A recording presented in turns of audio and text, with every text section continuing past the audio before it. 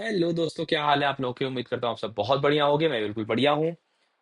आइए let's finance with the professor. और यहाँ पर मैं आज जो आपको बताने वाला हूँ वो तीन चार ऐसे फंड्स बताने वाला हूँ, म्यूचुअल फंड्स, जिसमें अगर आपको डेटा सेंटर्स में इंटरेस्ट है, अगर आपको टेक्नोलॉजी के अंदर इंटरेस्ट है, अगर इन सब चीजों में आपका इंटरेस्ट है, तो definitely definitely you can invest in these funds and get great returns. तो तीनों के बारे में आपको बताता हूँ कौन से अच्छे अच्छे आपके फंड्स चल रहे हैं। प्लस एक रिस्क रहता है हमेशा कि अगर सेक्टोरल फंड से और वो सेक्टर नीचे गया तो आपका पैसा भी डूब जाएगा। तो इसकी जगह आप एक डाइवर्सिफाइड फंड में भी पैसा डाल सकते हैं। तो तीन डाइवर्सिफाइड फंड और तीन आपके सेक्टर जो टेक सेक्टर के फंड है उसमें बताता हूँ, क्योंकि इंडिया ने डेटा सेंटर्स के ऊपर दो 2047 तक टैक्स हॉलिडे दे दिए पूरी तरह से। भाई टैक्स हॉलिडे मतलब कुछ टैक्स नहीं लगेगा। सोचो इस सेक्टर का क्या ग्रोथ होने वाला है, क्या गजब तरीके का ग्रोथ होने वाला है।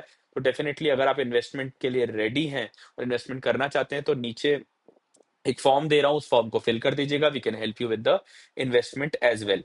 तो सबसे पहला फंड है टाटा डिजिटल इंडिया फंड। 5 साल का CAGR इसने 23.48% दिया है। एंड रिस्क काफी हाई है। ऑब्वियसली सेक्टर जो है इसका टेक्नोलॉजी है। टेक फंड्स के अंदर काफी हाई रिस्क वैसे भी रहता ही है। और की फोकस इसका digital sectors, traditional Infosys TCS में करता रहा है, बट अभी इसका थोड़ा सा बाकी चीजों के अंदर भी इन्वेस्टमेंट जा रहा है। नंबर 2 पर जो आपका फंड आता है that is ICICI prudential technology fund.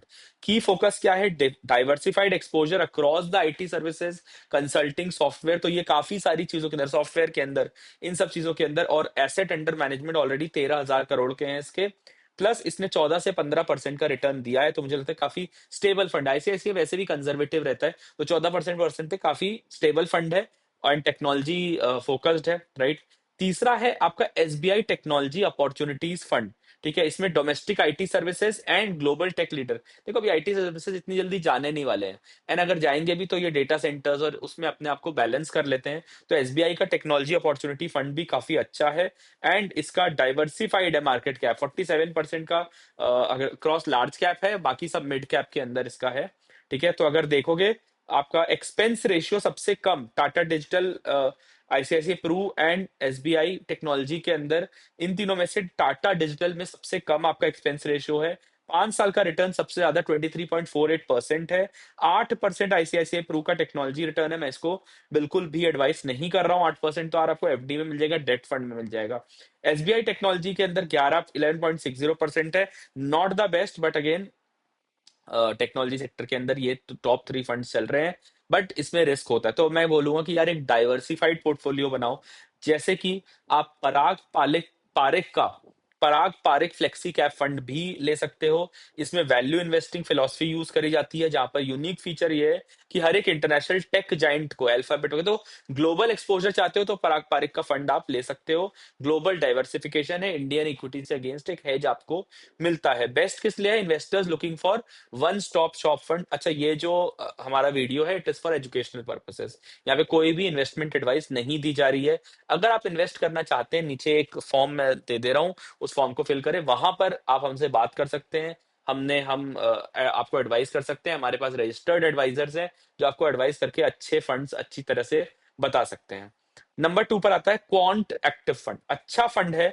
25% का मिनिमम लार्ज, मिड और स्मॉल कैप्स में पैसा डालता है। 25% तो लार्ज कैप के अंदर ही रहता है। तीसरा आपका है, अच्छा इसके अंदर इन्वेस्टर जिसका हाई रिस्क एपेटाइट है वो भी बहुत बढ़िया इसके अंदर कर सकते हैं शॉर्ट टर्म मार्केट ट्रेंड्स वगैरह के लिए। क्वांट एक्टिव फंड अच्छा फंड है। एंड इसमें Quant VLRT, valuation, liquidity, risk, timing, इसका फ्रेमवर्क यूज करता है। None of your concern, but again जानने के लिए एक अच्छी चीज है। अगर valuation, liquidity, risk and timing का फ्रेमवर्क यूज कर रहा है, इसका मतलब ये थोड़ा सा ज्यादा स्टेबल रहेगा। Mirae Asset large and mid cap fund है, ये भी काफी बढ़िया फंड है।